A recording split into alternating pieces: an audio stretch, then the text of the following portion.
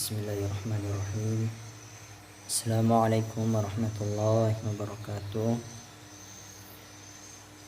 Puji syukur kita panjatkan kehadirat Allah Subhanahu wa taala. Salawat serta salam tak lupa kita curahkan kepada baginda Nabi Allah Muhammad sallallahu alaihi wasallam, Nabi yang membawa kita dari alam gelap gulita menuju alam yang terang benderang. Baiklah, langsung saja perkenalkan kami dari kelompok 3 yang akan mempresentasikan makalah kami yang berjudul Kejayaan Pendidikan Masa Bani Abbasiyah, yang beranggotakan 2 orang, yaitu saya sendiri Aswad dan teman saya atas nama Armelia. Baiklah, langsung saja. A. Pengertian akhlak dan tujuan akhlak. Pada masa 10 khalifah pertama Bani Abbasiyah, puncak pencapaian kemajuan peradaban Islam terjadi pada masa pemerintahan Harun al-Rashid. Harun al-Rashid adalah figur khalifah soleh ahli ibadah, senang bersedekah, sangat mencintai ilmu sekaligus mencintai para ulama, senang dikritik serta sangat merindukan nasihat terutama dari para ulama. Pada masa pemerintahannya dilakukan sebuah gerakan penerjemahan berbagai buku Yunani dengan menggaji para penerjemah dari golongan Kristen dan penganut agama lainnya yang ahli. Ia juga banyak mendirikan sekolah yang salah satu karya besarnya adalah pembangunan Baitul Hikmah sebagai pusat penerjemahan yang berfungsi sebagai perguruan tinggi dengan perpustakaan yang besar. Perpustakaan pada masa itu lebih merupakan sebuah universitas karena di samping terdapat kitab-kitab, di sana orang juga dapat membaca, menulis dan berdiskusi. Tokoh-tokoh pendidikan Islam pada masa Bani Abbasiyah. Pada masa pemerintahan Khalifah Harun al-Rashid telah muncul tokoh-tokoh ilmu di dalam ilmu agama, tafsir, hadis, tauhid, fiqih, tasawuf, dan lain-lain. Bahasa, nahwu, saraf, bayan, dan lain-lain. Kedokteran, sejarah, falsafah, astronomi, matematik, ilmu alam, dan lain-lain bidang ilmu. Dan perkembangan ilmu-ilmu tersebut semakin berkembang maju pada zaman pemerintahan anak baginda, yaitu Khalifah Al-Ma'mun.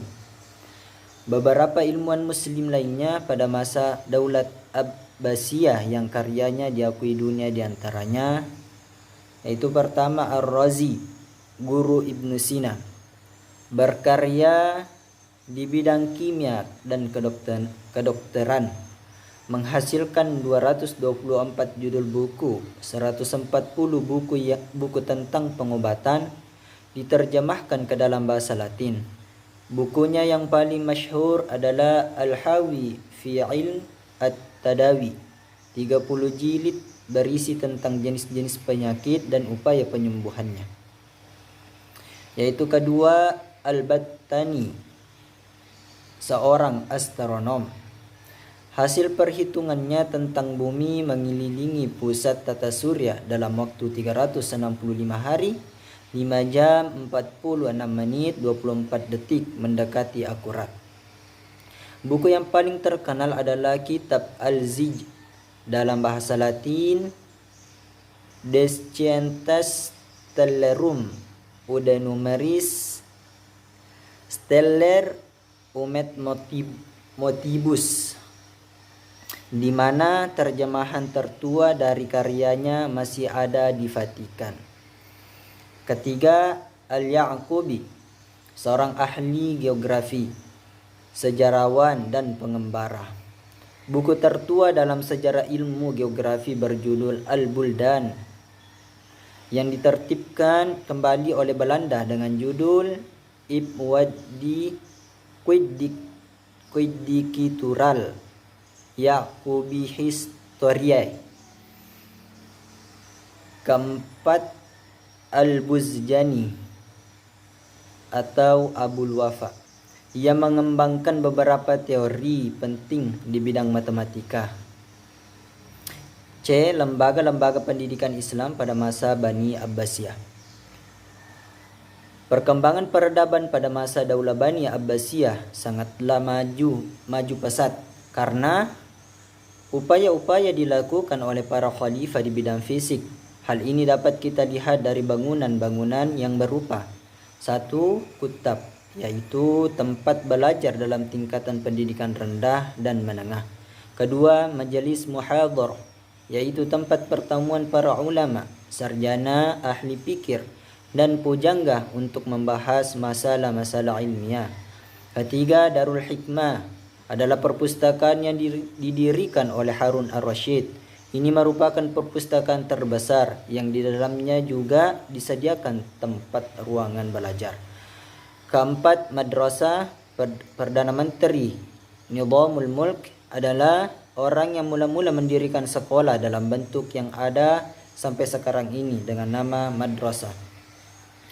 5. Masjid biasanya dipakai untuk pendidikan tinggi dan tahassus. Pada masa Daulah Bani Abbasiyah, peradaban di bidang fisik seperti kehidupan ekonomi, pertanian, perindustrian, perdagangan berhasil dikembangkan oleh Khalifah Mansur. D. Kurikulum pendidikan Islam pada masa Bani Abbasiyah. Kurikulum yang dikembangkan dalam pendidikan Islam saat itu yaitu yang pertama, kurikulum pendidikan tingkat dasar yang terdiri dari pelajaran membaca, menulis, tata bahasa, hadis, prinsip-prinsip dasar matematika, dan pelajaran syair. Ada juga yang menambahkan dengan mata pelajaran nahwu dan cerita-cerita. Ada juga kurikulum yang dikembangkan sebatas menghafal Al-Quran dan mengkaji dasar-dasar. 2. Kurikulum pendidikan tinggi.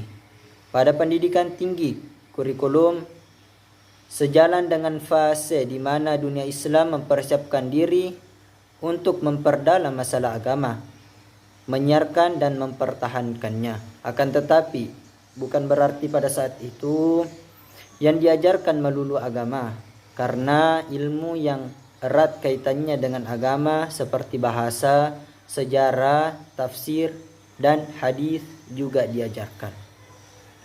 Baiklah, terima kasih. Itulah tadi presentasi dari kelompok kami. Mohon maaf kalau ada kesalahan, karena kami hanyalah manusia biasa yang tak luput dari kesalahan. Sekian dan terima kasih. Wassalamualaikum warahmatullahi wabarakatuh.